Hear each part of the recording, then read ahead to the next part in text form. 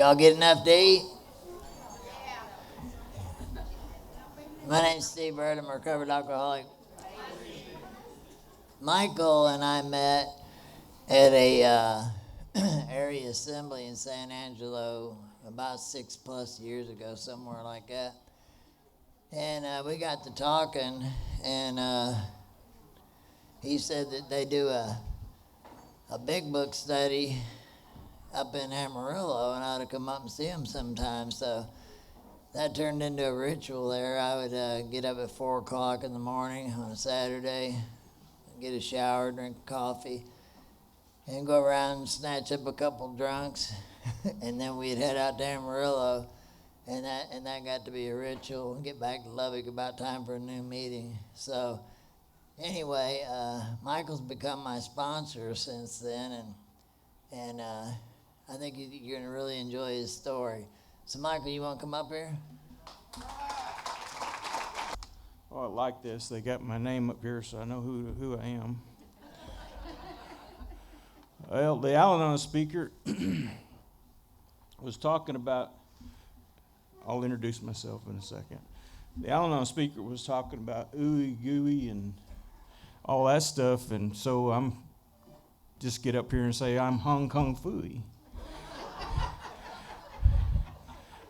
I've always wanted a name like that, or, Al-Anons get the name Black Belt Al-Anons. AAs that believe in our steps in our book are called Big Book Thumpers. I don't get it. My name's Michael Drennan, recovered alcoholic. Power of loving God, I've been sober since October 4th of 1996, and I'm really, really grateful for that. I love this prayer that I've been taught. I'm going to set a timer so I don't forget. And if I do, it's not really going to matter, right? I'm the last one. Go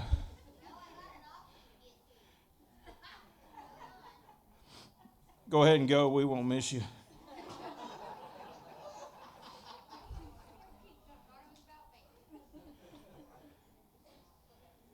So I learned this prayer from my sponsor, Don Pritz, was out in Aurora, Colorado. It meant a great deal to me, and I'm real fortunate to have his sponsor now, who was his sponsor back then. His name's Gary Brown, lives in Indianapolis, Indiana, and Gary's got like 57 years sober, and a lot of wisdom and a lot of love. But one of the prayers they taught me was, Dear God, and I'm praying it for this meeting,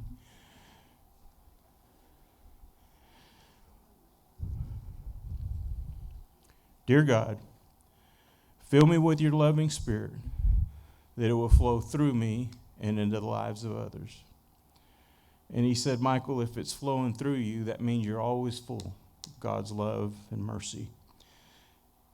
On Saturday mornings, and for a long time, I've been sponsoring people since I was 2 months sober.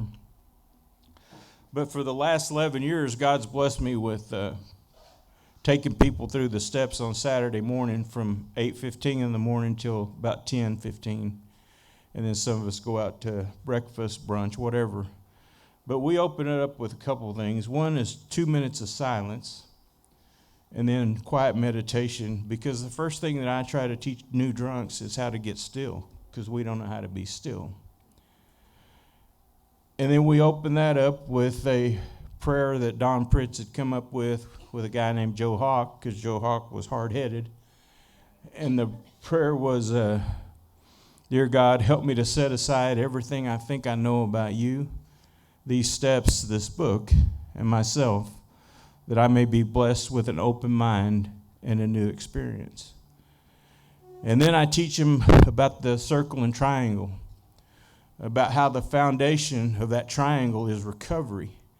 And recovery is not the meetings, the recovery is the steps. You take your mind to the steps for the mental obsession and the mind disease. The thinking is wrong. Then we take our bodies on the other side of that triangle to the meetings for unity and identification. I bet when I start sharing my drunkalog, there'll be some of you going, yep, I understand. And then once we get through the steps and we have this identification, And we get to the other end, and usually probably somewhere in the ninth step, in those promises it starts talking about, we start having this awakening that comes alive in us, our spirits, and we take this awakened spirit into service work.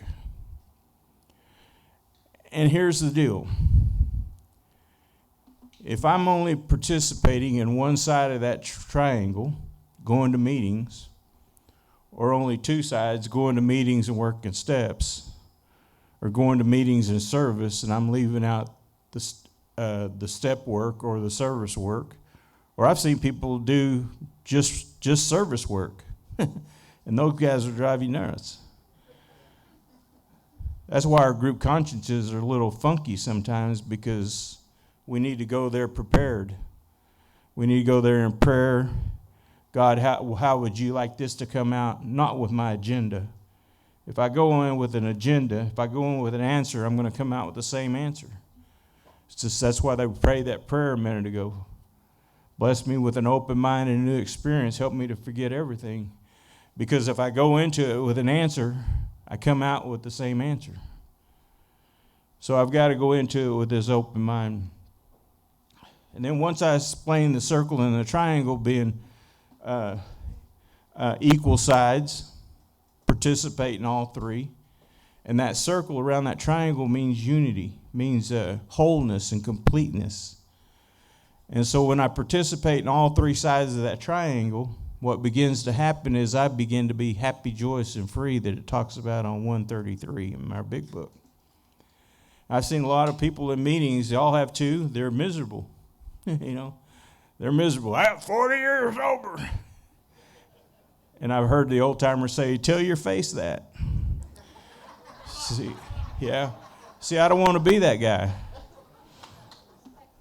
And then I open up with this poem, and I love this. You'll recognize it. Our deepest fear. Our deepest fear is that we are not inadequate. Our deepest fear is that we're powerful beyond measure.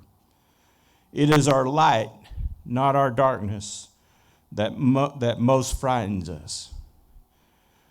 We ask ourselves, who am I to be brilliant, gorgeous, talented, fabulous? Actually, who are you not? You're a child of God. Playing small, got to hear this one, playing small does not serve the world. There's nothing enlightened about you shrinking so that other people will not feel insecure. I got up here and introduced myself as a recovered alcoholic, and I woke up recovered this morning. Are you telling me that God, it says that faith must work in us 24 hours a day or we perish. God's working in and through me in the nighttime. And when I wake up, one of our speakers said it right after lunch, I don't think about all the other stuff in the world. First thing I say that prayer, dear God, please direct my thinking, especially it be divorced from self-pity, dishonest, and self-seeking motives, because I've got a job to do. Sandra and Michael, stand up. This is my boy, Michael. Some people say he looks like me, and I say, he better, while I'm looking at my wife, okay? And that's my wife, Sandra.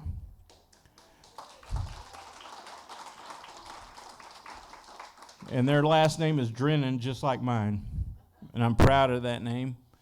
And for all you Hispanics out there, no, it's not Drennan. It's not. I love it because when I give my last name, if people are looking at me and looking at that, they're trying to pronounce my name as Spanish.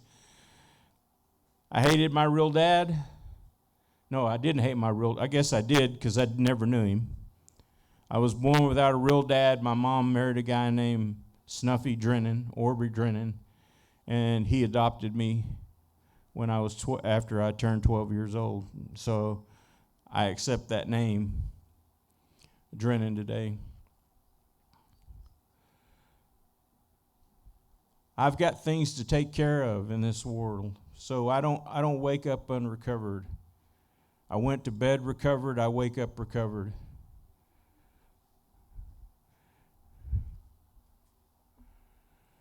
And those two people right there are the reason I have work to do. And I'll share about that in a little bit. The rest of this poem says, we are all meant to shine as children do. We were born to make manifest the glory of God that is within us. It is not in just some of us, it is in every one of us. And we let our light shine. And when we let our light shine, we unconsciously give others permission to do the same. You ever walk in an AA room or go in an AA room and then somebody walks in that you know is powerful, that's walking hand in hand with God, and you can't wait to hear him share or talk to him after a meeting or go to lunch with them? That's what they're talking about right there. When they're liberated, they give us permission to do the same. That's what all my sponsors have done. It's what God's given us. It says, as we let our light shine, we unconsciously give others permission to do the same. As we're liberated from our own fear, our presence automatically liberates others. I love that, because I want people to know that this is a program about recovery. And you can recover. Title page of our book. If you hadn't read it in a while, Al-Anon say you want to save some money, put it in your husband's AA big book. I heard that. I didn't want to be that guy. Right? It says the story, Alcoholics Anonymous. The story of how many thousands of men and women have recovered from alcoholism. Why are we so scared? See, we won't let our light shine. You can't recover. I know I'm an alcoholic. I know I'm a Mexican. If I turned white tomorrow, I'd probably still think about tortillas and beans. That doesn't mean I'm still a Mexican, crazy Mexican. Nothing to offend the Mexican. I'm still Mexican, okay? Don't get offended. Working with others. Practical experience shows that nothing will so much ensure immunity from drinking as intensive work with other alcoholics. It works when all other measures fail. Immunity from drinking. Now, that doesn't sound like unrecovered or that you can't recover.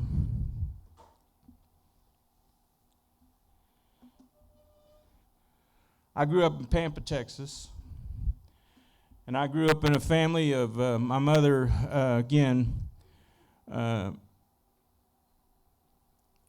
some guy got her pregnant. She was probably 15 at the time. She was heavy set. She got sick one day. They took her to the hospital, and out I popped. And I was a surprise. And I've been a surprise ever since.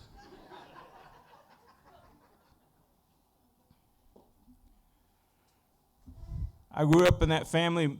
My grandmother had 15 kids. My mother had 14 brothers and sisters as a 2-bedroom house. They all weren't there at the same time. They were going out and doing their thing, going to war and stuff like that. But my uncles had 2 uncles that lived there at home, drank all the time. And my grandmother used to tell me, she said, I don't want you growing up like those guys. They're crazy. Don't grow up like those guys. I grew up in a Catholic church. I went to church every day during school years because they'd take us to church and then on Sundays. And when I was about 10 years old, the priest had asked me to become a priest and go to a seminary. So he sent me down to Beaumont for 2 weeks to see and make the decision. I was too young to make that decision. But I did. I went down there, and this is when I didn't know what it was called, but this is when I really understood the fear because I didn't want to be away from home. I didn't want to get separated from my family. I just want to go back home. So I come home and go on in life, and I love our theme. It says, we stood at the turning point. Did you know there's a prayer before you take the steps? Listen, what I'm saying here. We stood at the turning point. We asked his protection and care. There's the prayer. Anytime that book says we ask, that's a prayer. We ask his protection and care with complete abandon. It means when I'm on that ship and that guy says abandoned ship, the sharks in the water are better than the disease of alcoholism on that boat. And I need to get in with the sharks. And they only look like sharks. They turned out to be Crazy A members, right? Speaking of Crazy A members, I want to thank the committee or Steve Bird or Matt, whoever, that gave us our basket. Really cute basket. Sandra don't want it. I'm teasing. I'm in trouble now. We got real quiet. In this basket, there's this chocolate something coffee. That's for Sandra. Then there's about 3 packages of gummy bears. Those are for Michael. Then there's chocolate. That's for Sandra. And then there's some kind of other snack. I knew it wasn't mine. I put it in Michael's stack. Then I look what's left. Tylenol. I told Sandra to pack the Tylenol before we leave.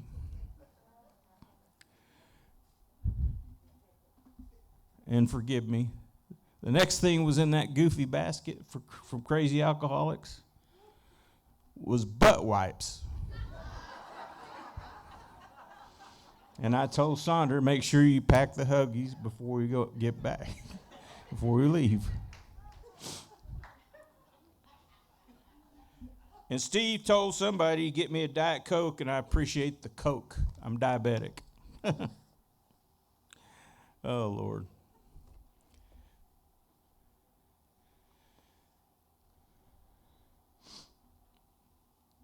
My mom married that guy named Snuffy, and it was kind of real tough with him.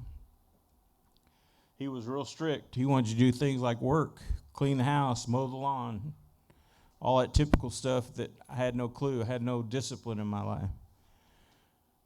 I didn't know it then. It was a deep resentment, and then I was going to school too, and I was getting picked on a lot, so I finally just quit going to school. Not a good idea. All brilliant thinking, right? And so one day they find out that I got my mom. I had a hardship driver's license. I drive from Pampa over here during the day and play pool, and then I drive back home in time to pick her up at school from work after school, right? And so I picked up my mom one day, and we got her mail, and I went in. She goes, "How was school today?" And I said, "It's great." And she opens this letter, and it's from the school district, and I got kicked out of school for missing too many days. I was 15 at the time. I was a junior halfway through, and I came up with this brilliant plan to go over and live with one of my aunts over in Elk City, Oklahoma. They were building a new house, and it worked out, and I went over there. I tasted liquor early on when I was a little bitty. My dad gave me a taste of liquor. He gave me a Schlitz malt liquor. My little cousin standing on the other side. I found this out after I got sober because I found the picture that somebody had taken, Polaroid. And we're standing there, and my little cousin, he's got the cigarette in his mouth now. He's just smiling, and the can.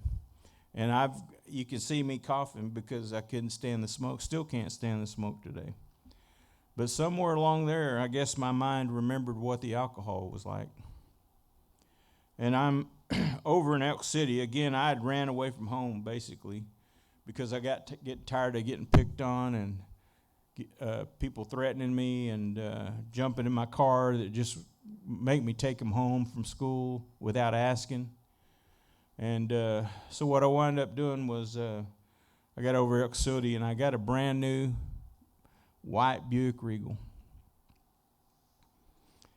And that white Buick Regal's got big old white Texas tags. And at the time, Oklahoma had these ugly green, lime green tags. And they were ugly. So I stuck out like a sore thumb. And I'm driving down the road by Baker's parking lot on the drag. And somebody hollers, "Hey, come here, come here." And so I pulled in there.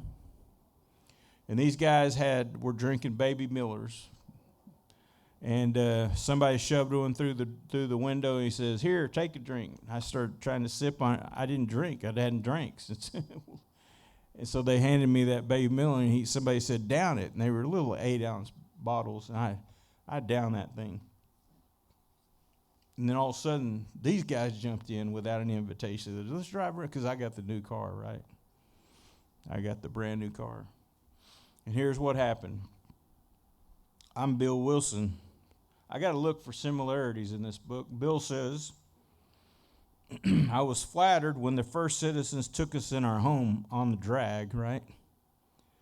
"Making me feel heroic. Here was love, applause, war, moments sublime with intervals hilarious. I was part of life at last." Ooh, boy, you ain't kidding. "In the midst of the excitement, I discovered liquor, and I forgot the strong warnings and prejudice of my grandmother concerning drink." And then he says, this will be my story later. I says, I was very lonely again. I turned to alcohol. Man, when I read that, Elk City came all the way home. Because that's what happened on that drag that day. And I drank alcoholically from the first drink. A couple of these guys were with me one night. We went out partying and went to this nightclub, I guess. And I got home, and I woke up the next morning, and my Aunt Becky comes in. She goes, "You better get cleaned up. Your mom's coming." I said, "Good." She goes, "It's not good. You better look at your shirt, and you better call Rodney." Rodney was a guy with me, one of the guys with me. I looked down, and I got sick all over my shirt. I got sick all in my car. We've been drinking Cowboy Kool-Aid and beer. And Rodney came over, and he said, "Well, we couldn't find you at the nightclub, so we asked security guard, and they said we took that little fat dude over to the jail." And so they went over and got me because I was underage. They had to let me go, and they drove my car back. And they all three rode up in the front seat while I was in the back seat, I guess, getting sick. I don't remember that. I don't remember being at the club. Don't remember driving home. They said I got home, and I wouldn't get out of the car, so they called the Elk City cops to get me out of the car. My Aunt Becky's out and screaming, "Get me out of the car. Get out of the car, Michael." And those guys got out, and I got behind my steering wheel of my car, and I threw that thing in drive. And they said they were standing in front of me in the garage, and I pinned them up against the garage. And I don't remember any of that. It's lucky I didn't run them over, didn't hurt them, didn't tear the garage up, didn't kill them. I remember none of that. And when I read in our book that says most alcoholics lead a double life, and it says in there that we get kind of freaked out about the things we vaguely remember. Well, I had many, many nights. I'm not going to continue my drunk-a-log because it was just like that all the time. I will say this. My dad passed away on Father's Day of 1978, and I was still over in Elk City. And after I graduated, I'm going to go back home, and I returned home, right? Lonely again. I'm going to go back home, and I'm going to be the best son that anybody's ever had, and I'm going to quit drinking. And I got home. I wasn't there 2 weeks and started drinking again. And I'm a blackout drinker. I don't drink every day, But once I get started, I say things like, let's party till you puke. You know. I had one guy, I tell one guy one time, I said, come on, Clay. I said, if you can't run with the big dog, stay on the porch. He said, Michael, every time we see you coming, we want to get under the porch. And my mom knew I loved turkey and dressing dinner. And she fixed me a nice turkey and dressing dinner during the summer one time. And I come home, I'd been drinking all day, and I'm coming home to, have you ever drank yourself sober? So I drank myself sober mid-afternoon, early evening. I go home to clean up. My mom says, hey, I got you turkey and dressing dinner. And this selfish, self-centered alcoholic says, I don't want that. You know what? I wanted a hamburger. And I opened up the back door, and I threw pots and pans out that door. And that was one night that my mom got to see me in many. 20 years of drunken goofiness. And I'm just like Bill Wilson says about Lois when he gets sober. He said, I thought of my poor wife and what I would not give now not to make amends. Because he thought he's like the rest of us when we get here, we don't think we can ever clean up all this stuff. I kind of stayed away from my mom. Later on, this was back, God, I don't know, 78, 79, 80. I got sober in 96 when I was 36. So there was a time span in there, 10, 15 years. Somebody do the math. I can't right now. And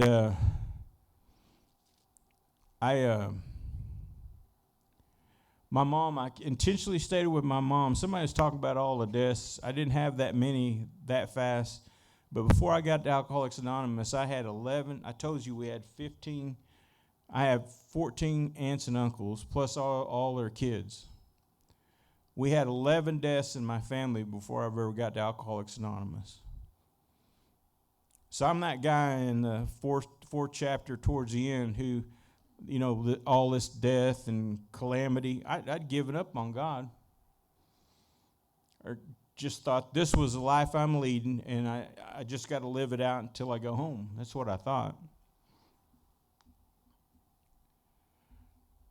So I wasn't sure how that was going to work with my mom. She was 54 years old. She had already lost one leg. Diabetic, was losing sight, a little bit of sight. And at the time, I didn't know it. She was having, every time she'd go to dialysis from Pampas, 60 miles over here. She'd bus over, and they take her into dialysis. And sometimes it would get stuck, and they couldn't open it up, and so she'd have to stay and do a little minor opening of that, and then she'd have to call a family member to come get her from Pampa to take her home. Her own son lived in that very town, and I was unapproachable, and she couldn't call me and ask me, son, can you come pick me up? I made amends to my mom. I gave her my first month chip when I came into AA. And she loved you guys. Didn't know most of you. She loved you.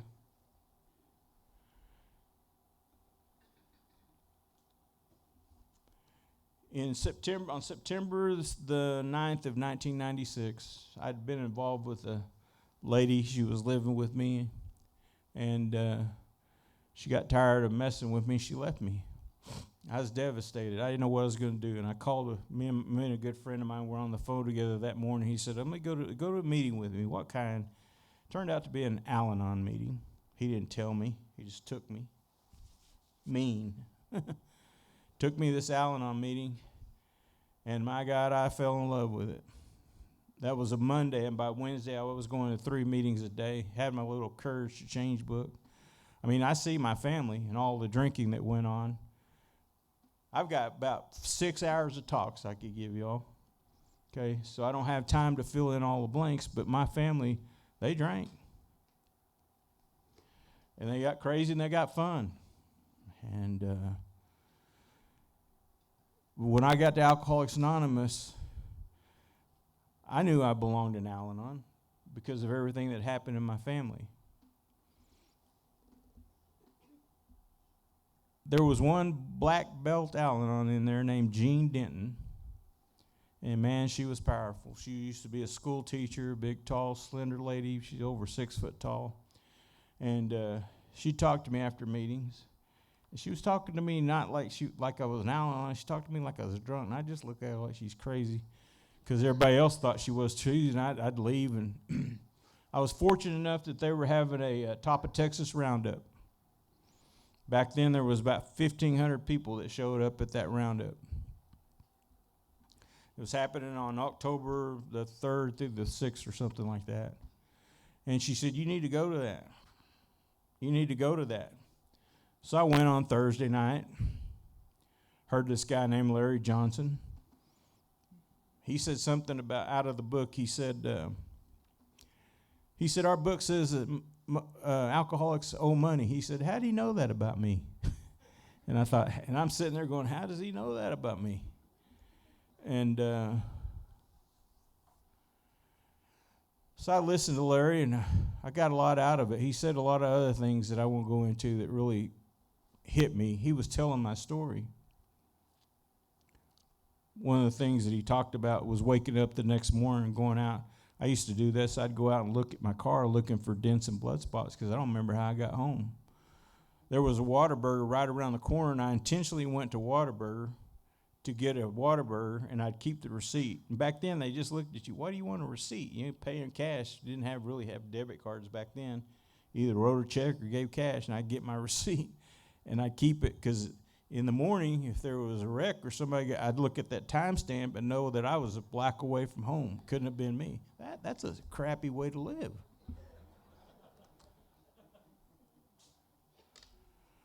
So anyway, I went to that conference, and that Thursday I went to an Al-Anon meeting too, and this goofy Al-Anon,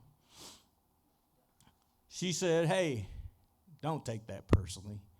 It's fun, okay? It's a fun thing. Promise you. I love that. I'm married to one, my guy. So this Alan, listen to what she said. She says, and I felt like she's looking at me and telling me, she says, if you're not willing to do a fourth and fifth step, but you found peace in these rooms, you're probably not going to make it. Because you're going to have to do that to be part of this fellowship. And that scared me. And I kept rolling that through. And then when I heard Larry, I was rolling that through.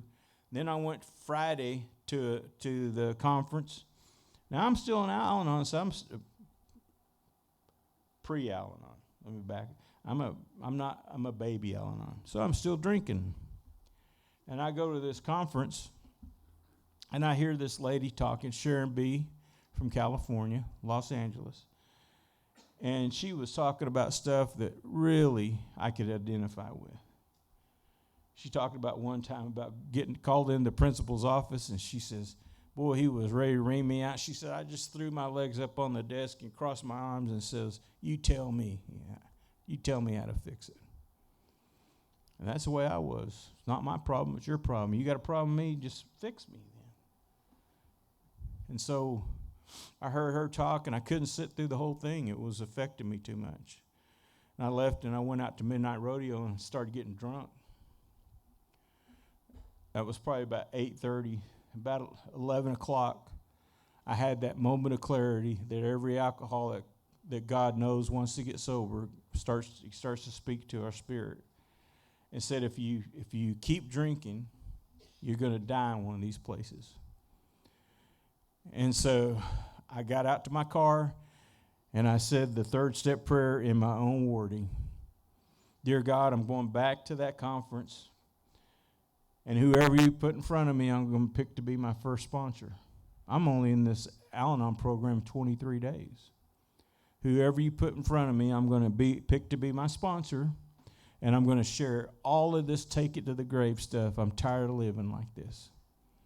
And I went back, and I started crying, and that was the first prayer that I'd ever prayed that I kept my end of the deal. And I picked my first sponsor named Ramon Torres. Went to his house, and I wasn't going to tell anybody the day before, and it's him and his wife Mary, and they take me to their house, and I'm sitting on the deal, and he's kind of walking me through, and I start sharing all this stuff in my life, all the shame, the guilt, the stuff with my mom, the hating my dad, da da da da da. What I know about that experience, even though it wasn't on paper, probably like they did it back in the Bill Wilson days. When I woke up the next morning, I knew I was changed. And I knew I never wanted to drink again. And my Uncle Tony, who I'd done a lot of damage to, happened to be staying there that weekend because he went to the conference. And when he came back, I started making amends to him and was able to give him some money because he parked in a no parking space and they hauled his car off. And so I was able to give him that money. He's looking at me like, where'd this guy get that money? He's looking at me baffled because this is all he's seen is a tornado. He'd been in Al-Anon for 2 years, but so he knew kind of what I was doing. Anyway, I made amends to my Uncle Tony. I got a hold of Ramon Torres 2 weeks later, and I said, I got some stuff wrote down. Because I went down that very morning, I woke up. I went down and got our big book, and I started reading from the title page to 164, because that's what every one of those speakers at that conference shared. Title page to 164. That's where the steps are at. You take the steps off the wall, you're going to have off-the-wall recovery. You take the steps out of the big book, you're going to have lasting recovery. Okay? And I heard that. So I just started reading all the way through it. And I don't remember what, within that 2-week period, at some point, I understood that inventory in the spreadsheets. I've always been good at math, so spreadsheets aren't hard for me. I put it together, and I wrote those inventories, and I shared it with him. 2 weeks later, shared it with him again.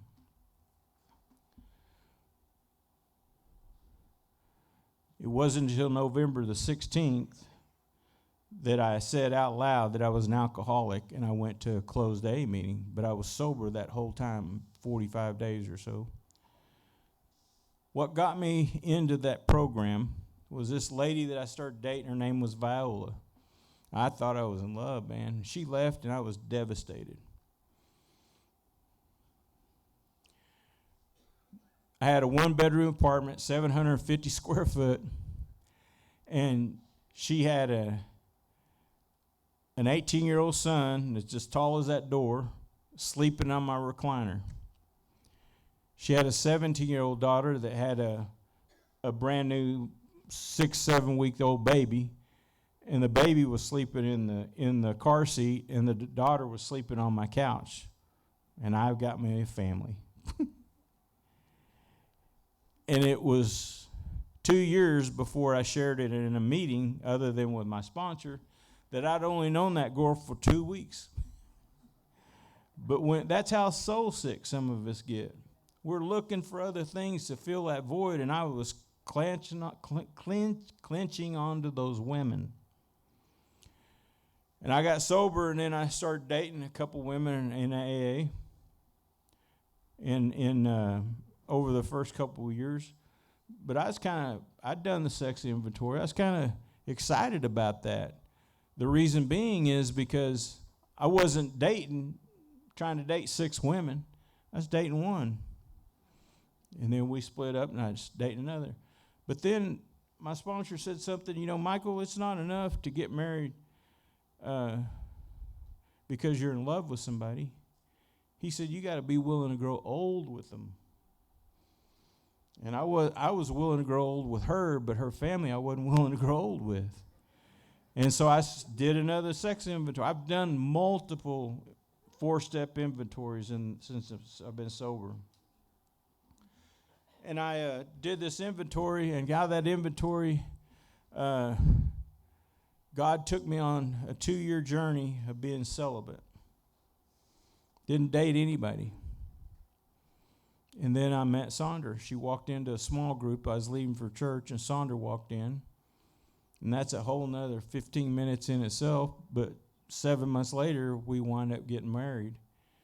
And I'd been the guy all my life. I carried a name of a boy and a girl in my wallet. Okay? Michael Levon from Elton John's song Levon, and Brandy, because I love that song Brandy. It turns out to be alcohol, right? But I had those names in my wallet, and at some point in time, I just gave up on it and threw them away, tore them up, threw them away. I'd carry them for years. When I met Sandra, I started having hope again, and God's got a sense of humor. Sandra and I didn't do anything before we got married.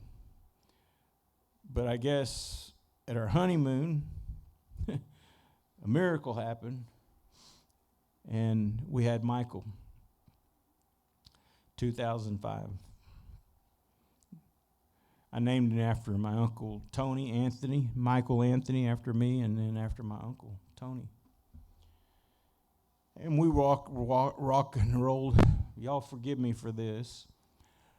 Back last year in January, I had 5 bypass surgery. Doctor said I had a minor stroke during that time, so my leg's a little messed up and speech every once in a while.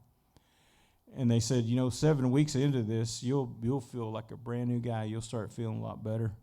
7 weeks into it, I haven't had a massive heart attack. My guy over there named Mark took me to the hospital. I think those nurses were more nervous than I was. And when I went into that surgery, I had a guy ask me, he says, "Man, you scared?" And I said, "No." The power of God goes deep, brother. I've been doing this deal for a while, and I can tell you this. I'm a winner either way. If I go under and I come out where I know I'm going to be, I won't remember all this, and it'll be wonderful because there's no tears where I'm going. And I said, but if I wake up and I get to go home, I can't wait because I can't wait to see my family. So I'm thinking I've got a great family, a great start, right? A wife and a little boy. 11 months later or something like that. I can't do the math. Maybe it was a year and 11 months later. We got pregnant again, and we named her Haley Suzanne. And this intuitive thought that we get, Sandra had it. That's what attracted me to her. She developed it in Al-Anon and continues to develop it in our church life. And she called the week before she was to go in and have the baby. And she says, "I think I need to go do a sonogram." So she went in and did a sonogram, and they came out and called us. They called me up there, and they said, "Your baby girl is going to be born without a brain. And you'll be able to, you're not going to probably be able to take her home for 2 weeks if you take her home. You're not going to be able to take pictures of her. And so be prepared." So we the next week we went in and we're in that delivery room, and man, that room is full of yellow jackets, people ready to take Haley out of there once she's born. And Haley pops out, and when the doctors deliver her, she goes, "This baby girl's head's perfect. Nothing wrong with this baby." And they gave us to Haley. We got to hold her and take pictures. And then the next day they did a CAT scan, and sure enough, no, the part of the brain that talks to the right and left was gone, not there. And the little brains, if you ever seen them, look like fried eggs in a pan, and they were just down at the bottom. There was nothing there. But we did get to take Haley home. About maybe 3 days later, and we loved on her, and she had her first surgery when she was 3 months old. She had a feeding tube put in her, and then after that, in a year, she had 18 surgeries. She was born on April the 4th, and on April the 9th, we had her down in Dallas, and we were going to get Michael diagnosed because we weren't sure what was going on with him. We were going to check him out. And we got down there to the hospital, or down to the hotel, And Haley started having problems, and we went to the emergency room. And several hours later, they said, the doctor had never given, the surgeon had never given us any advice. He said, you might want to let her go. And because there was nothing there.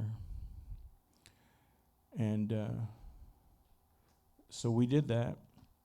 And they were so precious, that hospital. They cleaned her up, brought her back. We were able to sing to her and pray over her. And they, unbeknownst to us, they took a little mold of her hand and sent that to us a couple months later after the healing had began. And they sent that to us. And when we went to, we had our services, and we were up at the funeral parlor. And man, you guys, y'all show out, man. I tell you, the last couple days she was there, 3 vans pulled up, and they were all hers. And she had so many flowers. They had to move us into the sanctuary. Couple things with that is, I tell you, if you ask, God will deliver. And I asked him, I said, on the way back home, because that same day,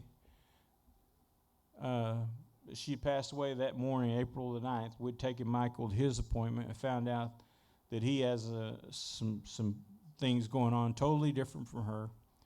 We've been doing tests and all kinds of stuff. He's got a feeding tube also. He's got a little bag on the side. We started at about 5:30 this morning, didn't get here till 9 because of all the prep work that Sandra has to do on him every morning. And I do the best I can to open a water bottle and stay out of the way. But I've watched her rise to that occasion.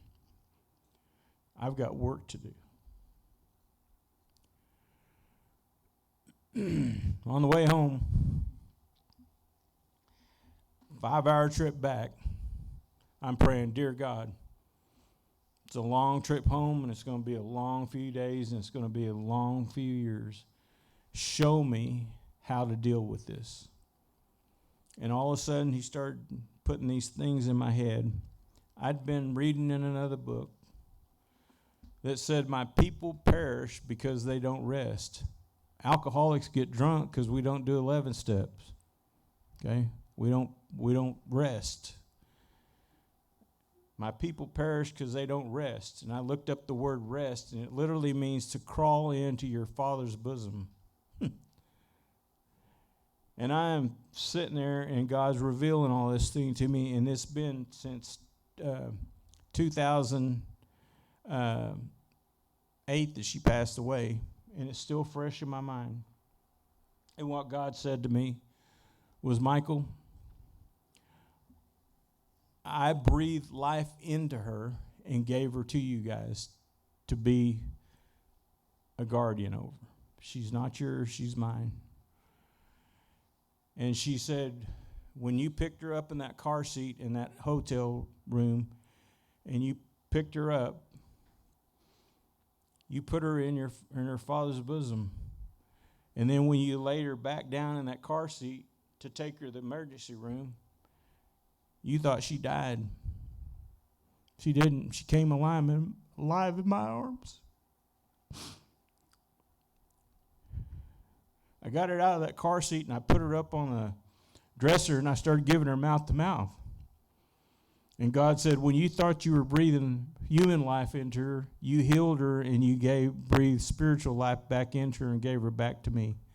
And that has held me. These are not tears of sadness. These are tears of thank you, Father, that you answered my prayer. We're at the funeral home, and it's during the day, work day. I go to the bathroom. I told Sandra I'll be right back. I go to the bathroom. I catch something out of my eye, and I come back in our room. We got this room. This is before all the flowers. We had a lot of flowers in there then, all pink little casket. I grabbed Sandra, and I said, I know what we're supposed to do. We got a purpose. And I grabbed her by the hand, and we went next door, and there was a little blue casket in there. And a young, like 20-something-year-old family. And one little flower. They got nothing.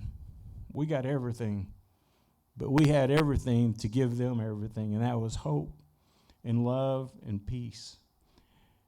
And the children were placed in the same cemetery, and we go down there and meet them and be with them and walk through that pain with them. And then Sonder stayed on with the wife and mentored her for a while. And, it doesn't matter what the present circumstances are. You'll come presently to live in a brand new world. He promises that.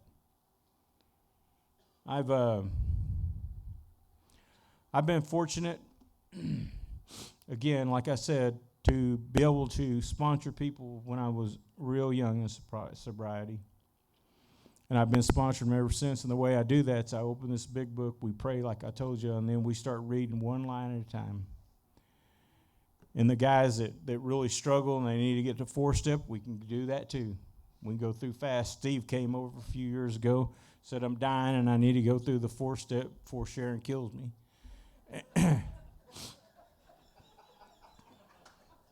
So he came over on a Friday.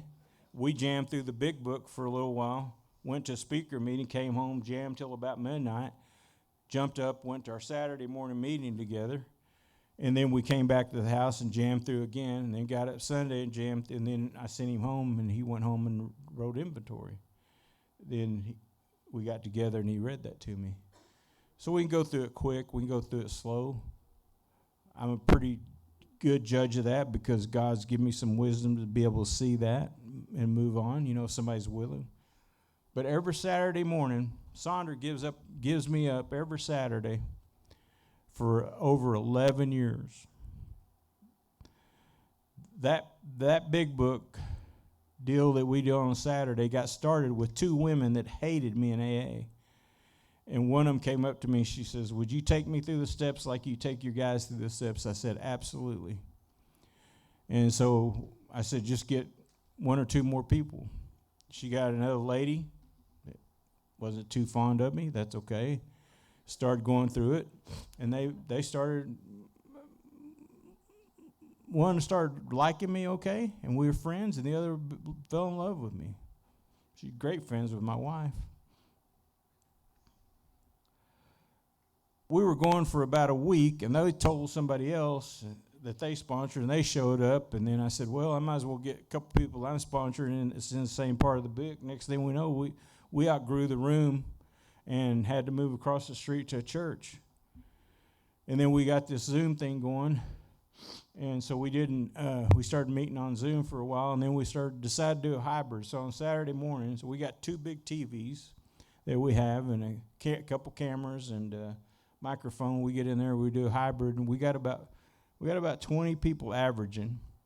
About half of those are from the Houston, Dallas area, people that I started sponsoring because I got on a Zoom meeting during COVID, and they said, man, where are you getting all that?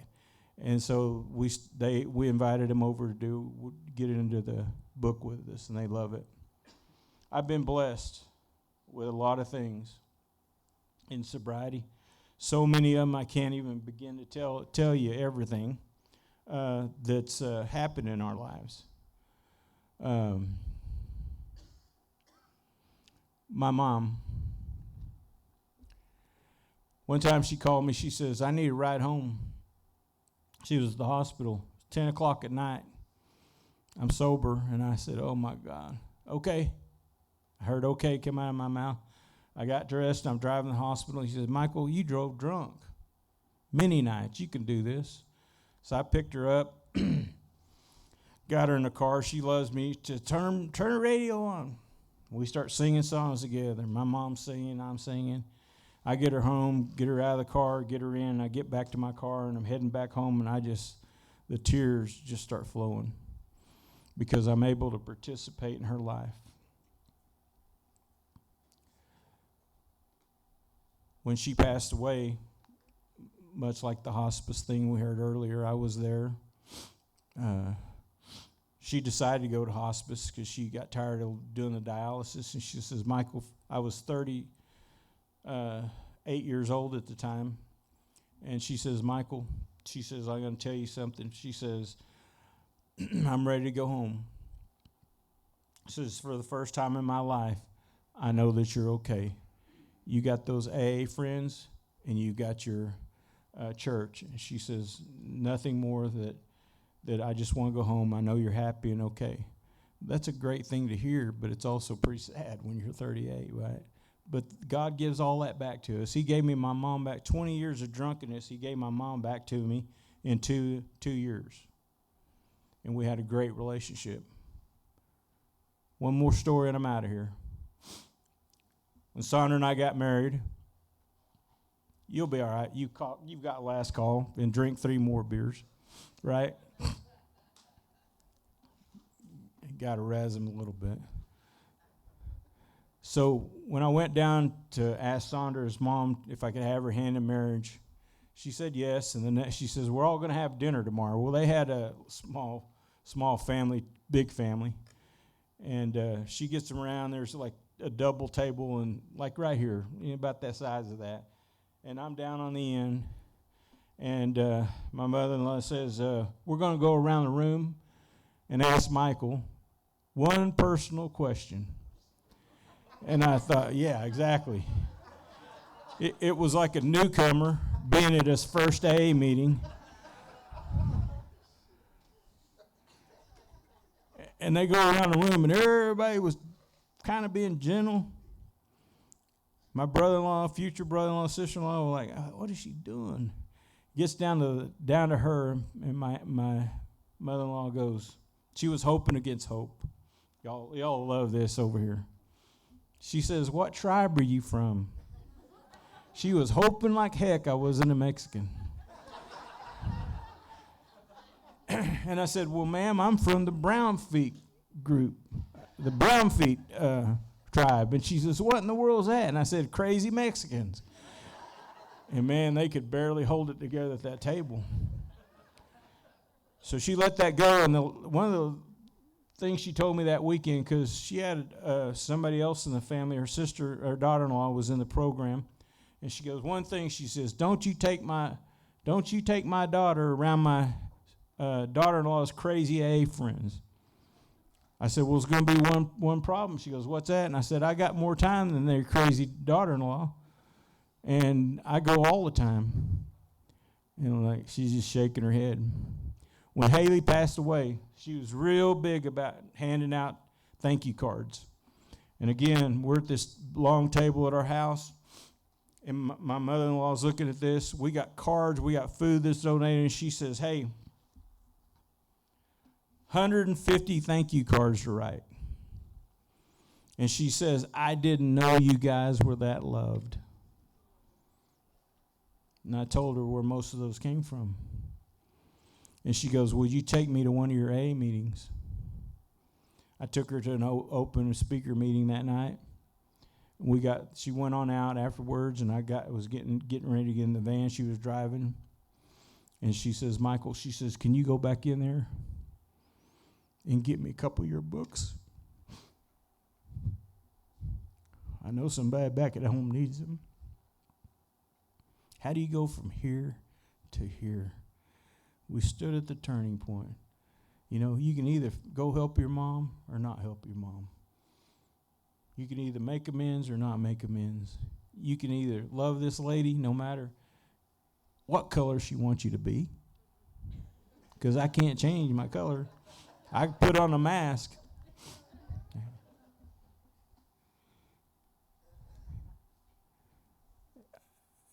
That summer, we were down in Dallas, and I was outside in the car, and she says, hey, Michael. She leans in, smiling real big. She goes, how would you like to go on one of those 12-step calls, as y'all call them? And she gave me a drunk to go see.